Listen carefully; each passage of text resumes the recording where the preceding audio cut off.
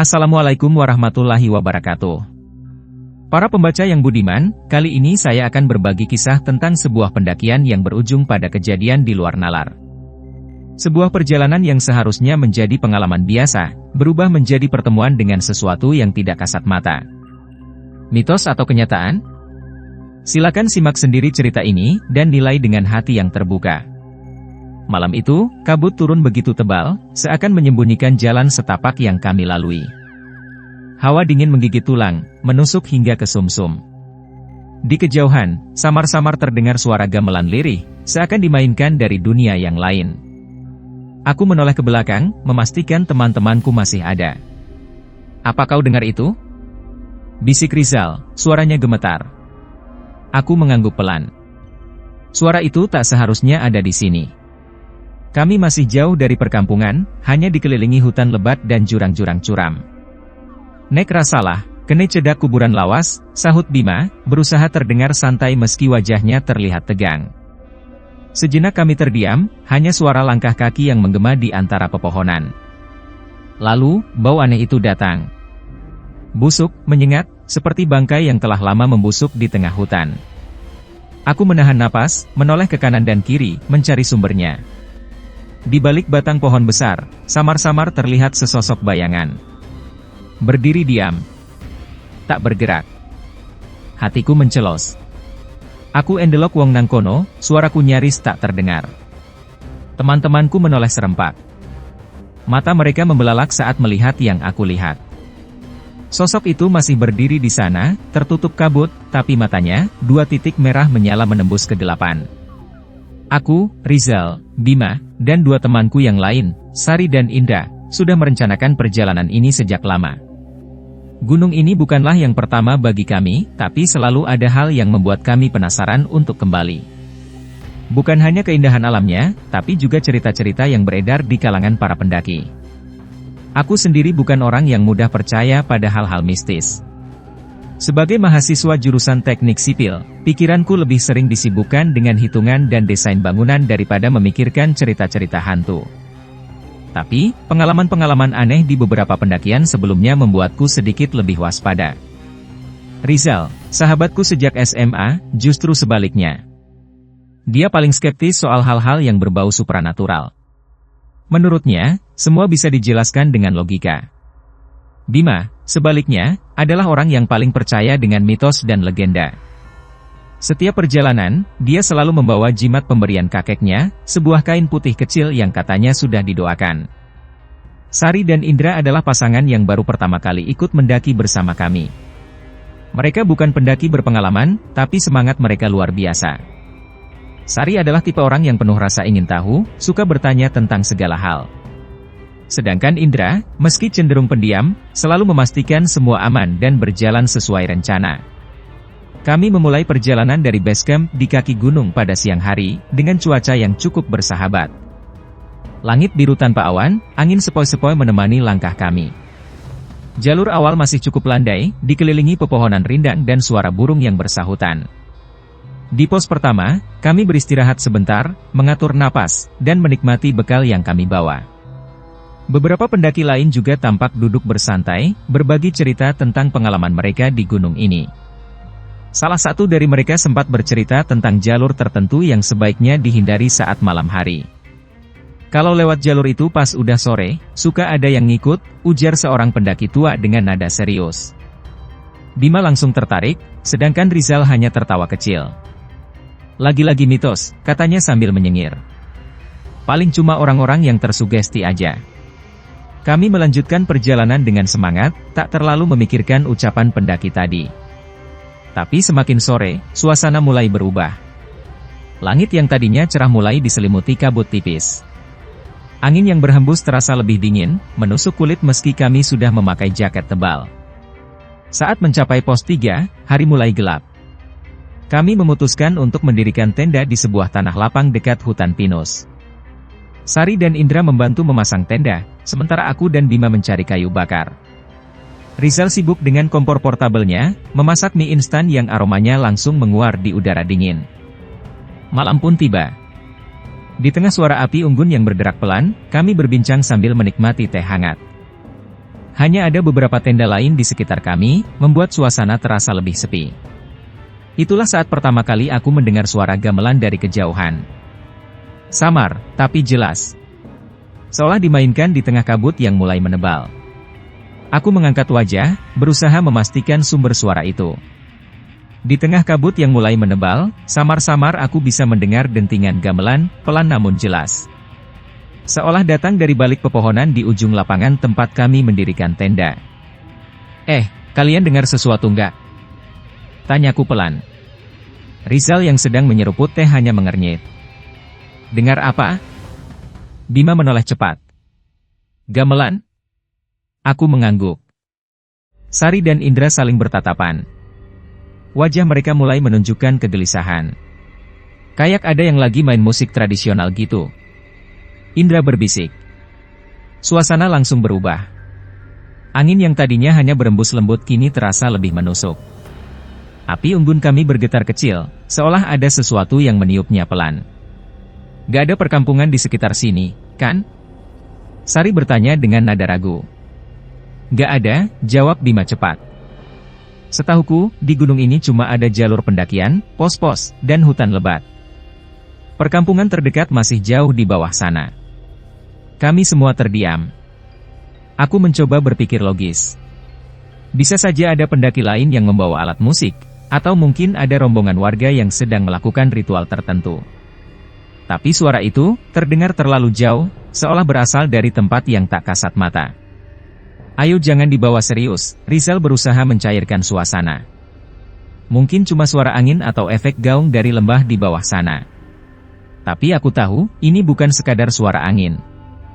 Beberapa menit berlalu, suara gamelan itu perlahan menghilang. Kami mencoba mengabaikannya dan melanjutkan percakapan, tapi suasana tetap terasa aneh. Aku memperhatikan sekitar, memastikan tak ada yang janggal. Saat itulah, aku melihatnya. Di tepi hutan, tepat di bawah pohon pinus tertinggi, berdiri sesosok bayangan. Hitam pekat, seperti kabut yang menggumpal. Sosok itu tak bergerak, hanya berdiri diam menghadap ke arah kami. Jantungku berdegup lebih kencang. Aku menelan ludah, mencoba memastikan bahwa yang kulihat bukan hanya bayangan pepohonan. Rizal, bisikku pelan. Apalagi? Ada orang di sana. Semua menoleh ke arah yang kutunjuk. Dan saat itulah, sosok itu perlahan melangkah mendekat. Langkahnya aneh. Kaku, tapi pasti. Kabut seperti ikut bergerak bersamanya, menyelimuti setiap inci tanah yang ia lalui. Api unggun kami tiba-tiba bergetar lebih kuat.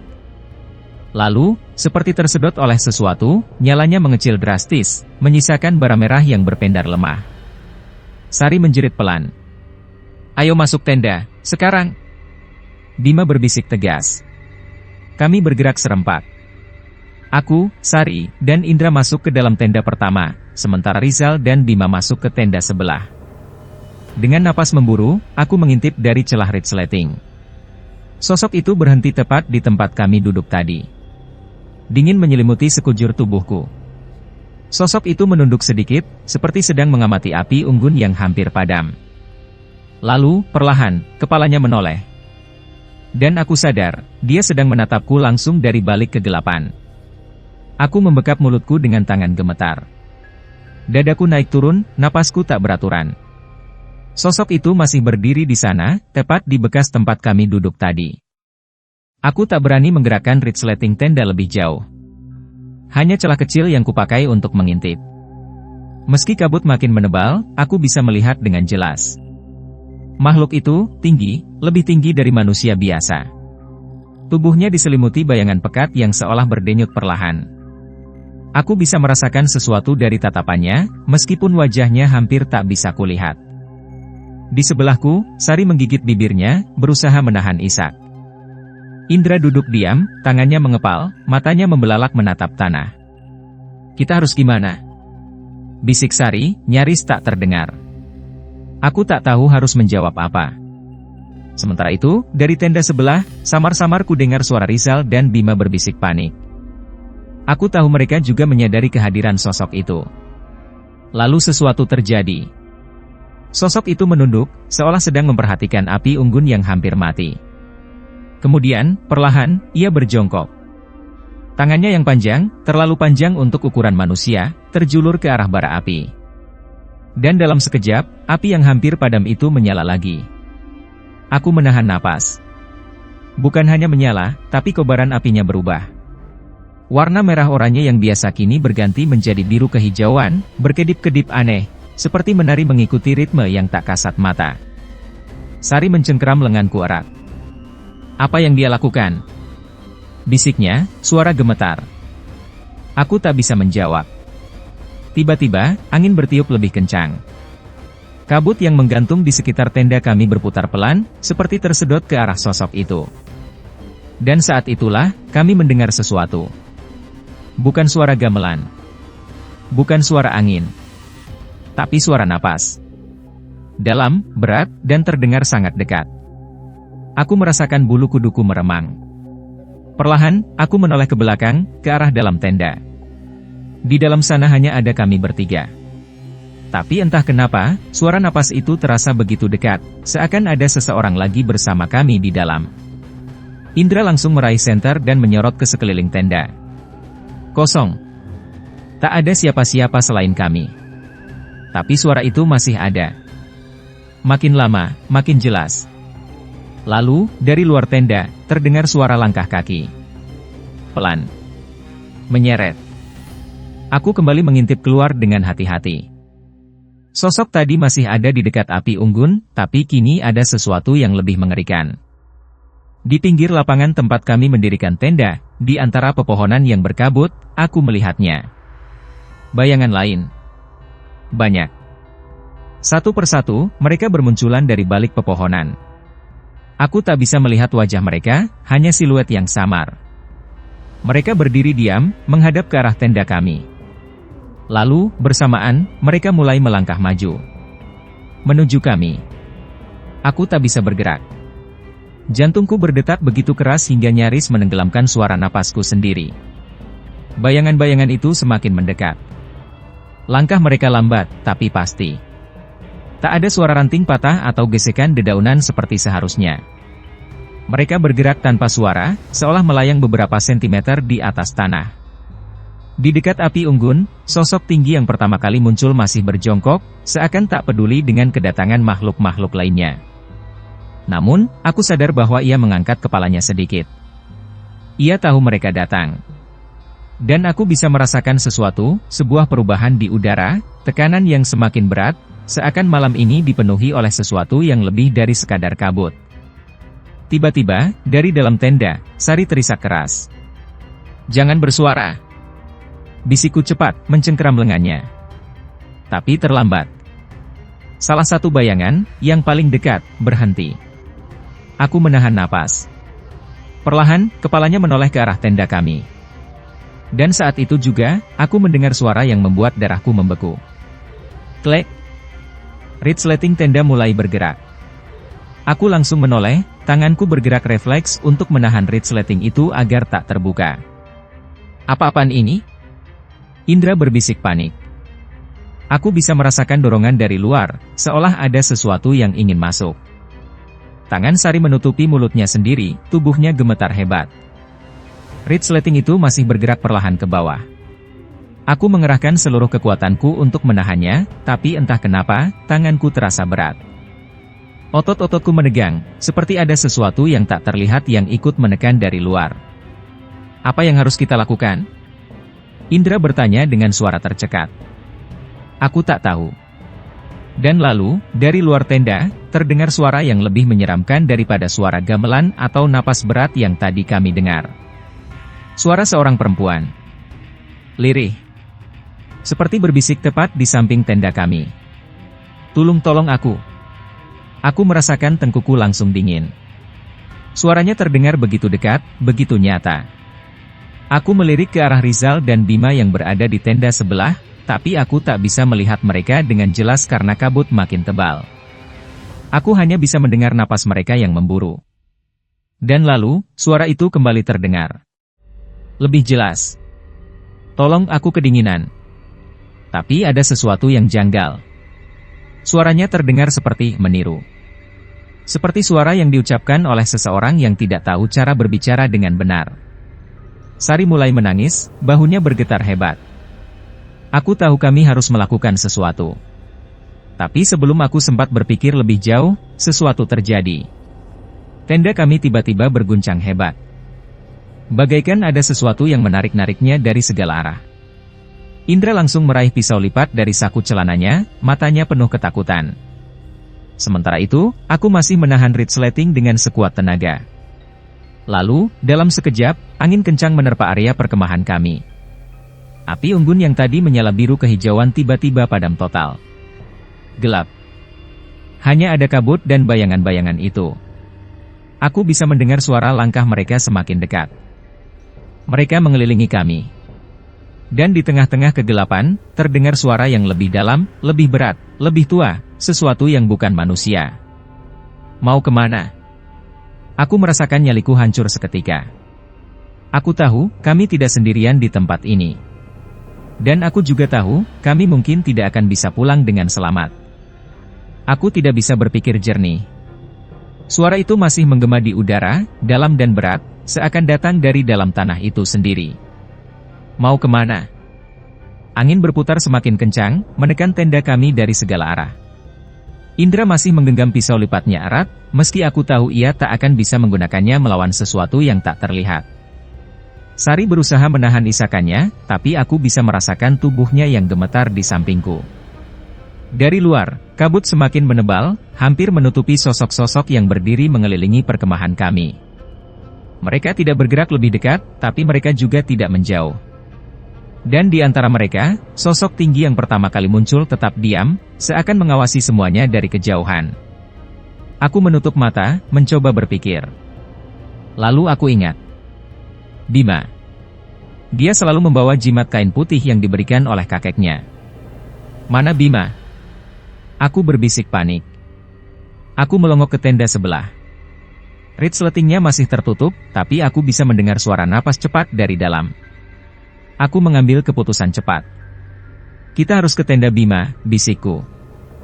Indra menoleh padaku dengan mata melebar. Kau gila. Kita nggak bisa diam di sini. Mereka makin dekat. Aku merasakan tangan Sari mencengkeram lenganku lebih erat, seolah menahanku agar tidak bergerak. Tapi aku tahu, jika kami tetap di sini, sesuatu yang lebih buruk bisa terjadi. Aku meraih senter, menarik resleting tenda dengan cepat, dan langsung keluar. Kabut dingin menyergap tubuhku. Aku bisa merasakan puluhan pasang mata menatapku dari dalam kegelapan. Aku menahan napas, lalu dengan cepat merangkak menuju tenda Bima. Aku hampir sampai, tapi sesuatu menghentikanku. Dari sudut mataku, aku melihat sosok tinggi itu, yang tadi berjongkok di dekat api unggun, berdiri perlahan. Dan saat itu juga, aku merasakan sesuatu yang tak bisa dijelaskan. Seperti ada tekanan tak kasat mata yang menahan tubuhku di tempat. Aku mencoba bergerak, tapi sekujur tubuhku terasa kaku. Lalu, suara itu kembali terdengar. Pergi. Aku tersentak. Suaranya berbeda dari sebelumnya. Masih berat, masih dalam, tapi kali ini terdengar lebih perintah. Aku tak berpikir dua kali. Dengan sisa tenaga yang kumiliki, aku merangkak secepat mungkin menuju tenda Bima, membuka resletingnya, dan langsung masuk. Di dalam, Rizal dan Bima menatapku dengan wajah pucat. Ada apa? Bima berbisik. Aku langsung menatapnya. Jimatmu. Di mana jimatmu? Bima terkejut, lalu buru-buru merogoh sakunya dan mengeluarkan kain putih kecil yang telah usang. Tanpa berpikir panjang, aku merebut kain itu dan menggenggamnya erat. Saat itu juga, tekanan di sekitarku menghilang. Aku bisa bernapas lebih lega. Aku menoleh keluar tenda. Bayangan-bayangan itu masih ada di sana, tapi kali ini mereka tidak bergerak maju. Mereka berdiri diam, seakan menunggu sesuatu. Dan lalu, sosok tinggi itu, yang sejak tadi mengawasi, melangkah mundur perlahan. Dalam sekejap, kabut yang menutupi area perkemahan kami mulai menipis. Udara dingin yang menusuk perlahan menghangat. Lalu, satu persatu, bayangan-bayangan itu menghilang, seperti tersapu angin. Aku tidak tahu apa yang baru saja terjadi. Aku hanya bisa duduk terdiam, masih menggenggam kain putih Bima erat-erat, sementara di luar, langit mulai berubah. Fajar hampir tiba. Kami selamat. Untuk saat ini, kami tak menunggu lebih lama. Begitu matahari mulai merangkak naik dan kabut benar-benar menghilang, kami segera berkemas. Tak ada yang bicara banyak, seolah apa yang terjadi semalam terlalu mengerikan untuk diungkapkan dengan kata-kata. Aku, Rizal, Bima, Sari, dan Indra berjalan turun dengan langkah cepat. Biasanya, perjalanan turun lebih santai, sesekali berhenti untuk menikmati pemandangan. Tapi kali ini berbeda. Tidak ada candaan, tidak ada obrolan ringan. Hanya langkah kaki kami dan suara dedaunan yang bergesekan tertiup angin. Sesampainya di pos peristirahatan, kami berjumpa dengan seorang pria tua yang menjaga warung kecil. Wajahnya penuh keriput, tapi matanya tajam, seolah bisa membaca sesuatu dalam diri kami. Kalian terlihat pucat, katanya sambil menyerahkan teh hangat. Ada yang terjadi di atas? Aku dan teman-teman saling bertatapan. Tidak ada yang menjawab. Pria itu menghela napas, lalu melanjutkan, kalian mendaki melewati jalur mana? Bima menelan ludah. Jalur pinus, Pak. Pria itu mengangguk pelan. Dulu, di jalur itu ada sebuah padepokan. Konon, padepokan itu digunakan untuk semedi oleh orang-orang tertentu, tapi pada suatu malam, mereka semua menghilang. Tidak ada yang tahu pasti apa yang terjadi, tapi sejak saat itu, orang-orang sering melihat bayangan-bayangan di sana. Makhluk-makhluk yang terjebak antara dunia mereka dan dunia kita. Aku merasakan bulu kuduku berdiri. Apa, mereka berbahaya? Sari akhirnya membuka suara. Pria tua itu menatap ke arah gunung, lalu berkata, tidak semua. Tapi ada yang tidak suka diganggu. Kami terdiam. Kata-kata pria tua itu membuat semua yang terjadi semalam terasa lebih nyata. Aku ingin percaya bahwa apa yang kami alami hanyalah imajinasi yang terbentuk dari rasa lelah dan ketakutan. Tapi ada satu hal yang membuatku yakin bahwa itu bukan sekadar delusi. Jimat yang ada di tangan Bima. Kain putih yang semalam begitu hangat saat ku genggam, kini tampak berbeda. Warnanya tidak lagi putih. Tapi kehitaman, seolah menyerap sesuatu dari malam sebelumnya. Aku menatapnya lama. Aku tak tahu apa yang sebenarnya terjadi, dan mungkin aku juga tak ingin tahu lebih jauh. Tapi satu hal yang pasti, kami diberi kesempatan untuk pergi. Dan kesempatan itu tidak akan kami sia-siakan. Kami meneguk teh hangat kami dalam diam. Lalu, tanpa menoleh ke belakang, kami melanjutkan perjalanan pulang. Demikianlah kisah ini berakhir. Sebuah perjalanan yang seharusnya penuh keindahan, berubah menjadi pelajaran yang tidak akan terlupakan. Kadang, ada hal-hal yang memang tidak boleh diganggu, ada batas yang tidak boleh dilanggar. Semoga cerita ini menjadi pengingat bagi kita semua, agar selalu menghormati alam dan misteri yang ada di dalamnya. Wassalamualaikum warahmatullahi wabarakatuh.